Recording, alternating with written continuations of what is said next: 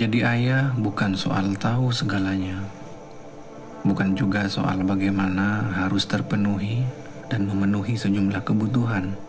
Itu terlalu sempurna untuk aku sandang sebagai ayah.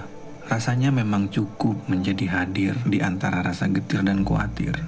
Lebih dari itu, menjadi ayah memang harus selalu dipaksa untuk bersikap tenang, apapun kondisinya. Kadang peran ayah itu absurd. Itu yang akhir-akhir ini aku rasakan tentang drama berpura-pura tegar, pura-pura punya jawaban, sementara rayuan-rayuan kecil kepada Tuhan masih selalu dalam jeda waktu yang entah.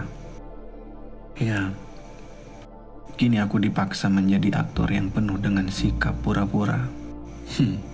Kini aku dipaksa menjadi aktor yang penuh dengan sikap berpura-pura, setidaknya menyembunyikan kesedihan di hadapan keluarga. Peran ayah itu dilema. Ini bukan soal uang, bukan soal keterbatasan.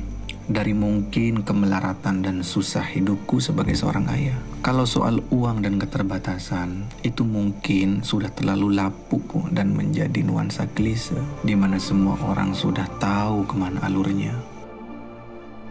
Ya mungkin sesak, ya kadang gak enak, dan untuk bernafas pun serasa udah gak punya tenaga. Mungkin kalian pernah tahu tentang smiling depression. Kira-kira begitulah caraku untuk tersenyum hari ini.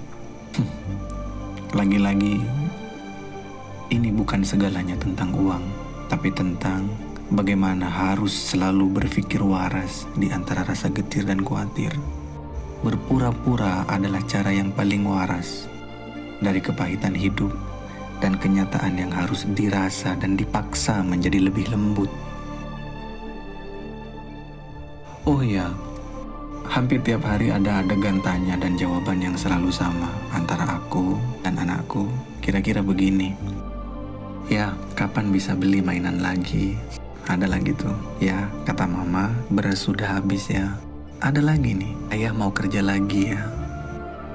Coba bayangin aja, 3 detik, 3 pertanyaan itu.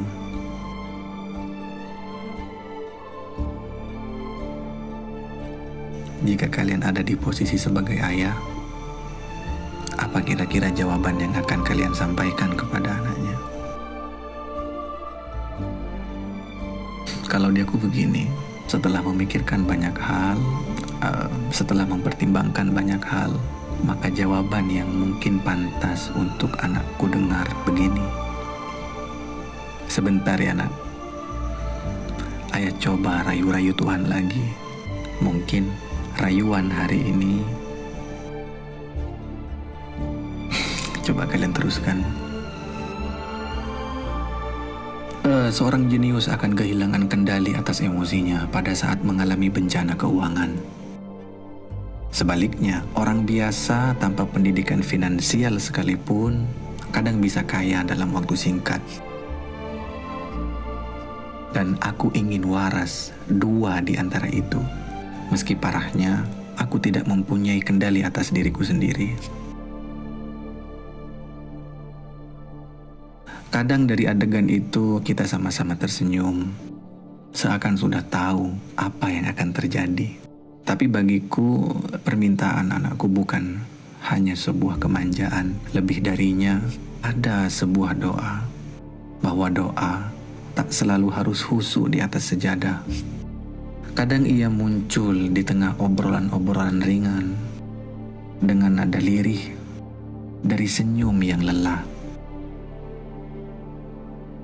Tentu setiap orang, termasuk kita, penuh harap bahwa doa yang sama akan dikabulkan sesegera mungkin. Tapi siapa yang paling tahu dari rencana Tuhan, selain Tuhan itu sendiri? Jangan pernah menyalahkan keinginan dan permintaan dari seorang anak. Selain baginya adalah hak, selalu anggap bahwa itu adalah doa yang paling ikhlas.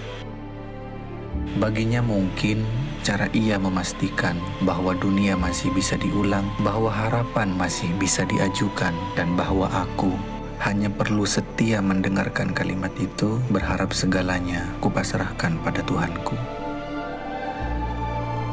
Aku merayu-rayu Tuhanku, jalan yang tak pernah terbesit sekalipun, ya untuk mengisi suara di sini, menceritakan padamu tanpa harus sama-sama tahu kita dari latar belakang yang mana. Berteman sepertinya tidak harus tahu latar belakang, dan untuk menjadi akrab kita tidak perlu memaksa diri. Teman ya teman aja, akrab ya mungkin akrab aja. Sudah terlalu muak rasanya dengan keakraban yang silih berganti, datang dan pergi. Coba kamu renungi kembali,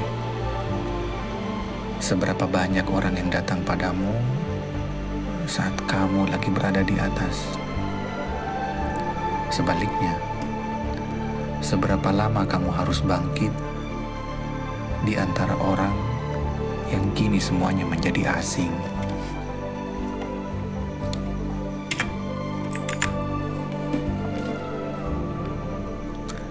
Hidup yang tak pernah dipertaruhkan, takkan pernah dimenangkan. Jujur, itu dulu. Dan mungkin untuk saat ini, quotes itu harus aku simpen rapat-rapat. Apa yang harus aku pertaruhkan? Apa yang harus aku pertaruhkan lagi saat ini? Apa yang harus aku pertaruhkan lagi saat ini?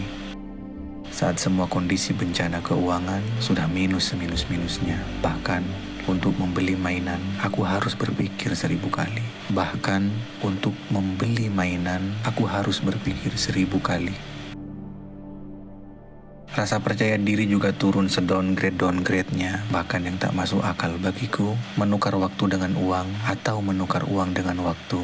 Dan tiadanya membunuh imajinasi liarku.